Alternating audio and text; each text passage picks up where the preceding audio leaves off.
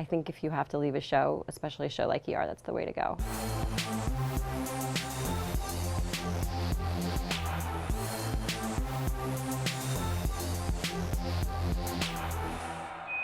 Call. Time of death, 2:56.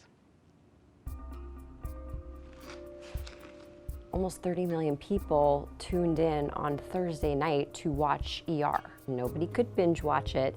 You waited for that next episode, and you had seen the previews the Thursday before, so you knew something big was happening. So it was an event. I was happy and honored, yet at the same time a little bit wondering what I had done to deserve such a big demise. I mean, it was pretty brutal. It was the building up of the realization of what was happening to the character in the moment that makes it so dramatic, because the audience sees what's happening before the character understands what's happening, and slowly he realizes he's bleeding, slowly he realizes he's been stabbed, slowly he's losing consciousness, then he falls on the floor, and then he sees his friend, then he sees that then he's literally going out and he's helpless. And so all those things building up together with that soundtrack make it a great sequence.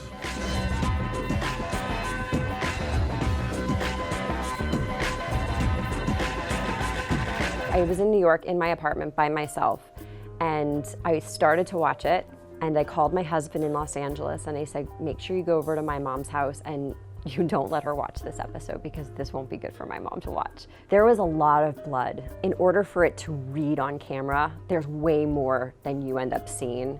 So there was a ton of blood. It's very sticky.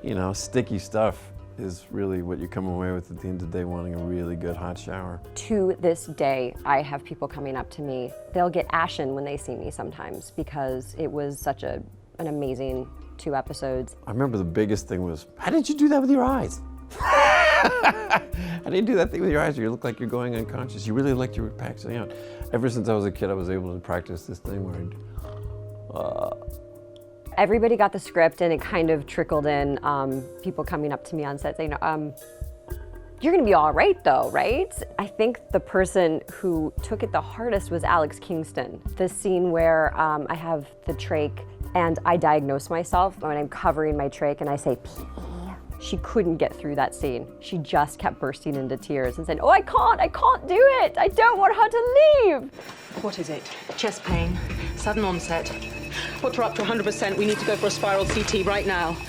Yes, Lucy, PE is a possibility.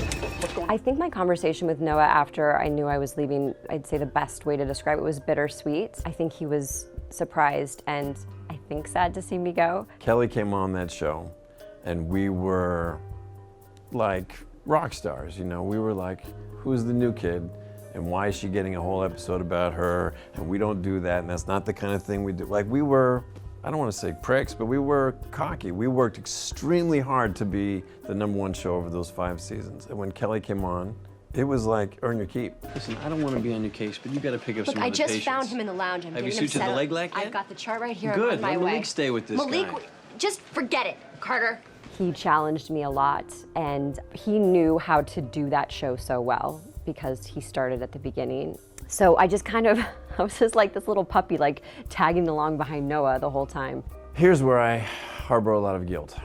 I was not nice all the time to Kellie.